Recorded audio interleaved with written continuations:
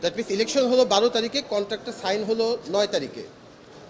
এবং আপনাদেরকে একটা ইনফরমেশন দিয়ে রাখি, আপনারা জানতে পারেন যে ওই একই মাসের 20 তারিখে ইউএসএ সুপ্রিম কোর্ট একটা মামলা, সেটা হলো learning resource versus Trump.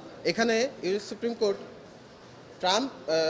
Mister president Donald Trump যতগুলো ট্যারিফ, অর্থাৎ যেটাকে বলে আরটি, রিজিওনাল ট্যারিফ, যতগুলো কান্ট্রির উপর উনি ইম্পোজ করেছিলেন উনি ক্ষমতায় আসার পর, সেটা 2025 সালের সেপ্টেম্বরের দিকে, সবগুলোকে নাল অ্যান্ড ভয়েড ঘোষণা করেছেন। এবং এখানে স্পেসিফিক বলে দেওয়া হয়েছে যে কংগ্রেসের অনুমতি ছাড়া মিস্টার ডোনাল্ড ট্রাম্প কোনো এক্সিকিউটিভ কোনো অর্ডার ট্যারিফের উপর বেস করে দিতে পারবেন না।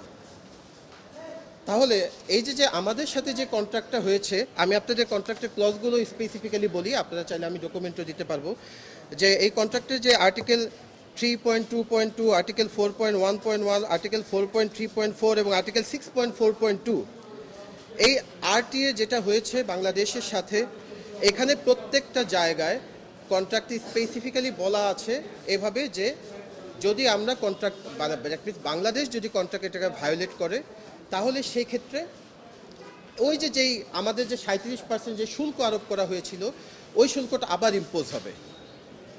দেখুন, কন্ট্রাক্ট, বাইলেটারাল কন্ট্রাক্ট যেই প্যাটার্নেরই হোক, কন্ট্রাক্টের কিছু বেসিক কিছু ইনগ্রিডিয়েন্ট থাকে। যেমন কন্ট্রাক্ট যদি এমন হয় যে কন্ট্রাক্টে পড়লে বোঝা যায় যে কোর্শন বা আনডিউ ইনফ্লুয়েন্স, এই ধরনের ম্যাটারগুলো যদি সামহাও যদি আসে, তাহলে সেই কন্ট্রাক্টটা কিন্তু মানে কোয়েশ্চেনের মধ্যে পড়ে যায়।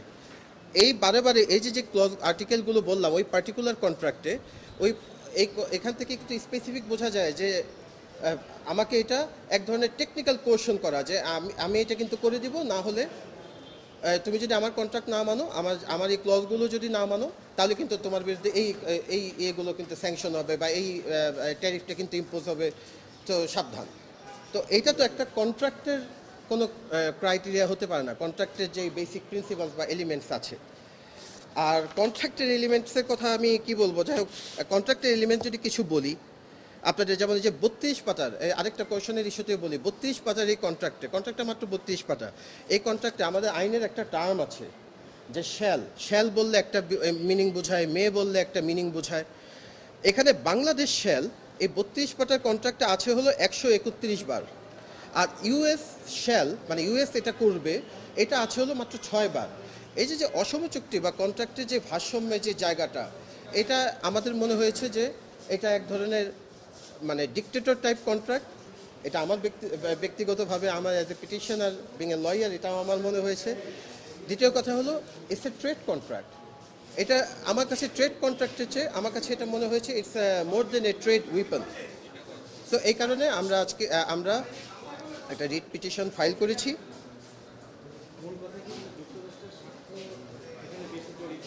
এক্স্যাক্টলি, এখানে দুইটা দেশের মধ্যে বা দুইটা পার্টির মধ্যে, দুইটা দেশই তো এখানে, দুইটা দেশের মধ্যে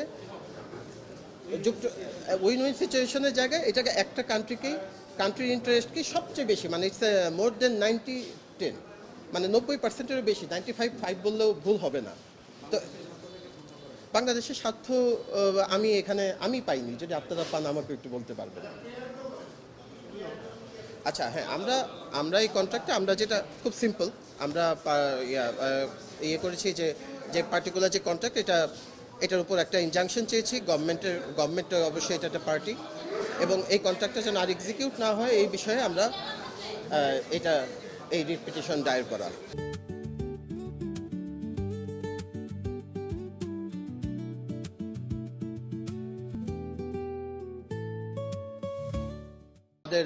সংবিধানের আর্টিকেল 25, আর্টিকেল 145 এবং 145A অনুযায়ী কিছু কিন্তু প্রসিজিওর আছে, যে আপনি যখন একটা বাইলেটারাল কন্ট্রাক্ট করবেন একটা কান্ট্রির সাথে, আপনাকে অ্যাজ পার দ্যাট আপনার প্রপার প্রসিজিওরটা মেনটেন করে আপনাকে সেই কন্ট্রাক্টটা করতে হবে। সেই প্রসিজিওরাল জায়গাতে ইরর, আমি এখানে খুব স্পষ্ট বলতে চাই, কনস্টিটিউশনাল ইরর হয়েছে এই জায়গাটাতে। সো ডেফিনেটলি আমরা তো অবশ্যই আমরা কন্ট্রাক্টের উপর যে কন্ট্রাক্টটা হয়েছে পার্টিকুলার কন্ট্রাক্টের উপর আমরা একটা ইনজাংশন চেয়েছি। আচ্ছা, মানে বাংলাদেশের মানে কোন জায়গাটা বেশি পূর্ণ হয়েছে?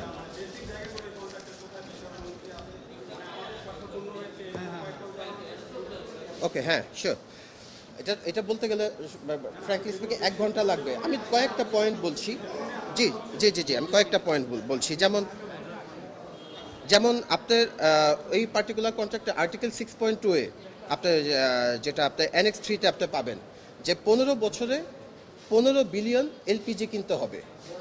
এটা একটা বিষয়। তার মানে কি আমার তাদের কাছ থেকে 15 বছরে 15 বিলিয়নই কিনতে হবে। আমি যদি এলপিজি যদি অন্য জায়গা থেকে কম দামেও পাই, ফর এক্সাম্পল আমি যদি রাশিয়া বা অন্য চায়না বা অন্য কোনো ডেভেলপ কান্ট্রি থেকে যদি আমরা ডিফারেন্ট সোর্স থেকে যদি আমরা কম দামেও পাই, আমরা ওখান থেকে কিনতে পারবো না। দ্যাট মিনস কি যে আমার I am bound to purchase that particular element from that particular country এবং এত অ্যামাউন্টেরই কিনতে হবে। সেটা সেটা যদি তার ওইখানে যদি বেশিও হয় আমি কিনতে বাউন্ড। এখানে আমি যেটা বললাম যে আমি কিন্তু একটু আগে বলেছি যে 131 বার শুধুমাত্র বাংলাদেশ শেল মানে বাংলাদেশই করবে এটা। তাহলে যদি বাংলাদেশই যদি করে, বাংলাদেশ তো সবই করবে, তাদের জন্য এটা করবে, তাদের কাছ থেকে এটা কিনবে, তাদেরকে এই সুবিধা দিবে। কিন্তু আমার যে সুবিধাটা, আমার সুবিধাটাই মানে এত তাদের এত সুবিধার মধ্যে আমার সুবিধাটাই হারিয়ে গিয়েছে। এটা এটা তো একটা বিষয়। তারপরে আপনি জানেন যে এনার্জি সেক্টরে এটা সম্ভবত 4.3.5 ওই ক্লজে আছে যে এনার্জি যেই হ্যাঁ রাইট 4.3.5 এটাতে আছে যে যদি আমার যদি কোনো নিউক্লিয়ার টাইপের কোনো এলিমেন্টস কিনতে হয়, যেমন আপনার রিসেন্টলি আপনারা জানেন যে রূপপুর পারমাণবিক বিদ্যুৎ কেন্দ্র আমাদের স্থাপন হয়েছে।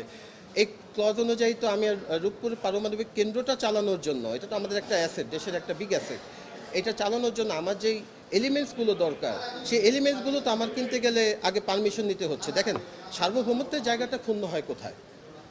আর্টিকেল 25 বারে কিন্তু আমার যে কিন্তু সভরেন্টির কথা বলেছে। Sovereignty doesn't mean only the territorial sovereignty, sovereignty also means the economical sovereignty as well. আমার এখানে ফুল ইকোনমিক সভরেন্টাই আমার এখানে কোশ্চেনের মধ্যে পড়ে গিয়েছে। এটা এটা দেখেন আমরা being an agree citizen of Bangladesh, আমরা তো এটা রিড করেছি।